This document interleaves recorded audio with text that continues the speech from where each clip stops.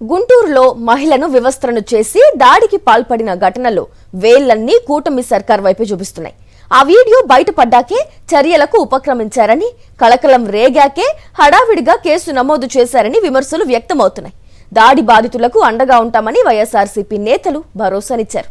గుంటూరు పశ్చిమ నియోజకవర్గ పరిధిలోని కృష్ణబాబు కాలనీ 21వ డివిజన్లోని మహిళ, ఆమె కుటుంబ సభ్యులపై టీడీపీ డివిజన్ ప్రధాన కార్యదర్శి మల్లెల మూర్తి, అతని కుటుంబ సభ్యులు దాడి చేసిన ఘటన రాష్ట్ర వ్యాప్తంగా కలకలం రేపింది.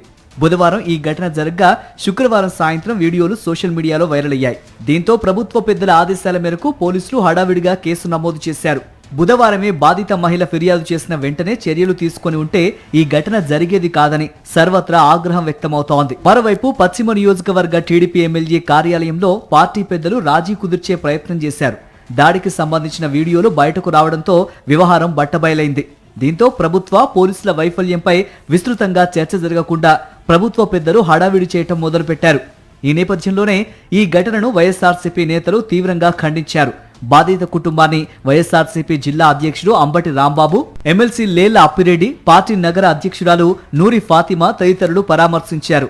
వైఎస్ఆర్సీపీ అండగా ఉంటుందని, అధైర్యపడవద్దని బాధితురాలికి భరోసా ఇచ్చారు. మరి ఈ కూటమి ప్రభుత్వంలో మీరు చూసి పై స్థాయి దగ్గర నుంచి కింద స్థాయి వరకు, కింద స్థాయి కార్యకర్త ఎందుకు చేయకుండా ఉంటాడు? ఎందుకంటే పై స్థాయి కార్యకర్తే, పై స్థాయి ఉన్న నాయకులు వాళ్ళు ఎలా చేస్తారో వాళ్ళని చూసి నేర్చుకుంటారు.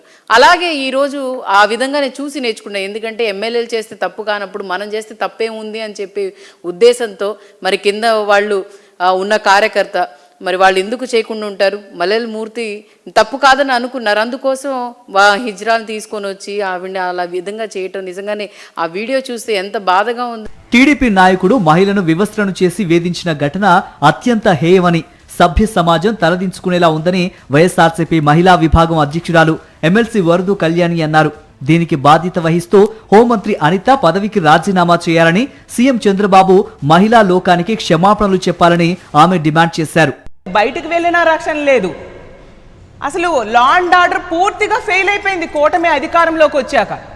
అసలు చంద్రబాబు నాయుడు గారు అసలు మహిళా హోంమంత్రి ఏం చేస్తున్నారు? 3 రోజులైనా ఇలాంటి సంఘటన జరిగినందుకు ఒక మహిళ అయిన హోంమంత్రి సిగ్గుతో తలదించుకోవాలి. ఆమె నైతిక బాధ్యత వహించి రాజీనామా చేయాలి. ఇదిలా ఉంటే ప్రధాన నిందితుడు మల్లెల రమణమూర్తికి ఎమ్మెల్యే గల్లా మాధవి అండదండలుండటం, అధికార పార్టీ పెద్దలు తీవ్రంగా ఒత్తిడి తేవడంతోనే ఈ ఘటనలో సీఐ వెంటనే స్పందించలేదని తెలుస్తోంది.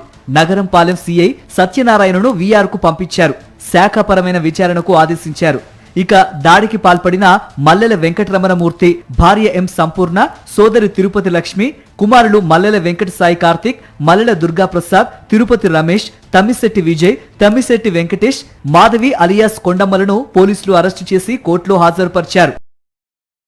మరిన్ని అప్డేట్స్ కోసం ఛానల్ ను సబ్స్క్రైబ్ చేయండి. నోటిఫికేషన్స్ కోసం బెల్ ఐకాన్ పై క్లిక్ చేయండి.